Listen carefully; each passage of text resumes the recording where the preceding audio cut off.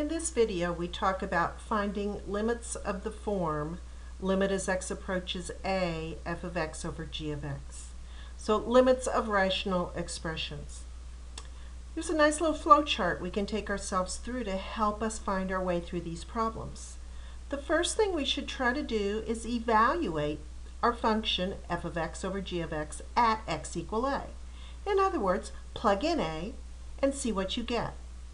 There are three possible things that can happen that lead us to three different routes through the problem. The first thing that can happen is our g of a may be something other than 0. In that case, our f of a over g of a is a number c, and we are on this path, which is by far the easiest path. Because if when we plug in a, we get a number out, we're done. That's the answer. So for example, if our question is the limit as x approaches 2 of x plus 1 over x plus 2, I start by just plugging in 2 to see what happens, to find out where the point is at x equal 2, and if I get a number out, that means there is a point there, and since any function I can write down algebraically is going to be continuous at every point in its domain, at least any simple function I can write, that will be true, I have my answer, 3/4. So if I didn't get this path, it's because when I plugged in a, my denominator was 0. So here there are two possibilities. Let's look first of all at the case where the denominator was 0, but the numerator was not. So I got something not 0 over 0. This is the signal that our graph has a vertical asymptote.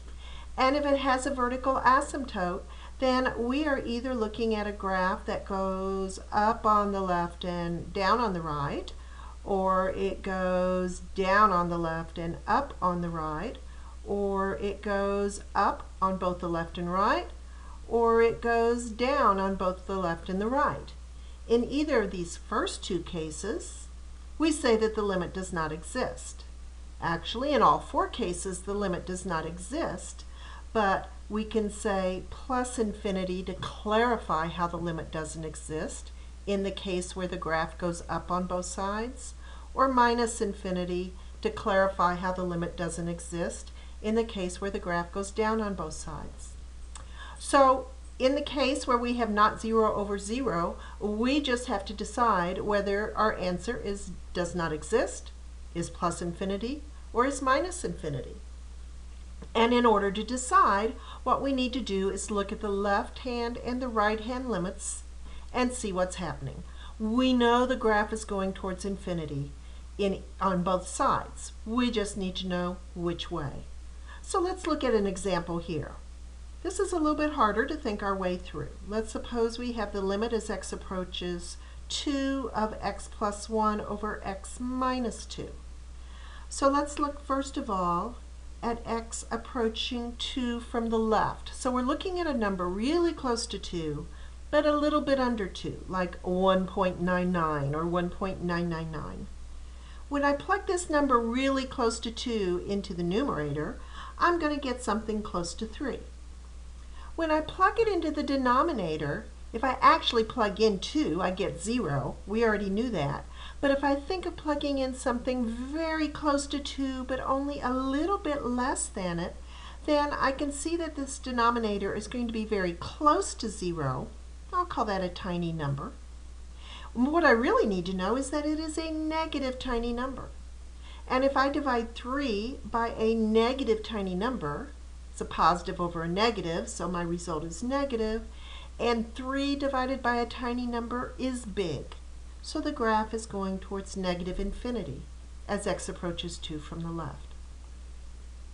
As x approaches 2 from the right, so I'm putting in numbers like 2.1, 2.01. Again, my numerator is very close to 3.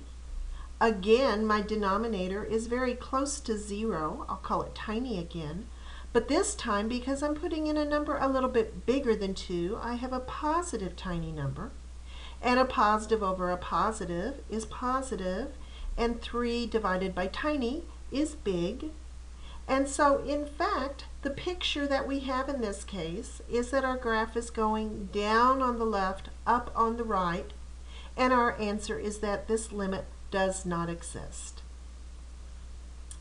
But as we've gone through the process, we've actually gotten a bit of a snapshot of what this graph looks like in the vicinity of that vertical asymptote. So there's only one more possibility. If we got 0 in the denominator, and we also got 0 in the numerator, we're looking at the 0 over 0 case. This is what we call an indeterminate form. Indeterminate because the answer could be anything. Tiny number divided by a different tiny number could be big, could be small, could be positive, could be negative, it could be getting close to some particular number. This is our signal that we have to do something. And depending upon what our problem looks like, and depending upon what we feel like doing, there may be several different options. If we have something that we can factor and reduce, and if they're polynomial over polynomials, and we got 0 over 0, we can factor and reduce, then we might want to do that. If we see some radicals in either the numerator or denominator, it might be helpful to rationalize. Anytime we see a 0 over 0 indeterminate form, we can use L'Hopital's rule if we'd like to. If there are trig expressions involved, maybe using trig identities to work it into a different form may be helpful. Sometimes our best strategy is to think about graphs and reason that way. But let's start with a fairly simple example. Let's make it look somewhat like the ones we've been doing. Limit as x approaches 2 of x squared minus x minus 2 over x squared minus 4. I plug in 2 in the numerator, and I see 4 minus 2 minus 2, that's 0. And I plug in 2 in the denominator, and I get 4 minus 4, that's 0. I'm in this indeterminate case. I have to do something.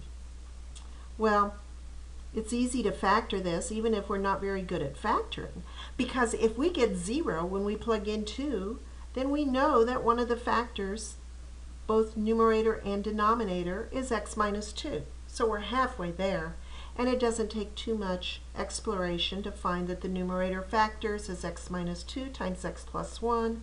The denominator factors as x minus 2 times x plus 2. And as long as x does not equal 2, and we're looking for the limit as x approaches 2 and is not equal to, then we can reduce this expression, and we now have a new problem. Limit as x approaches 2 of x plus 1 over x plus 2.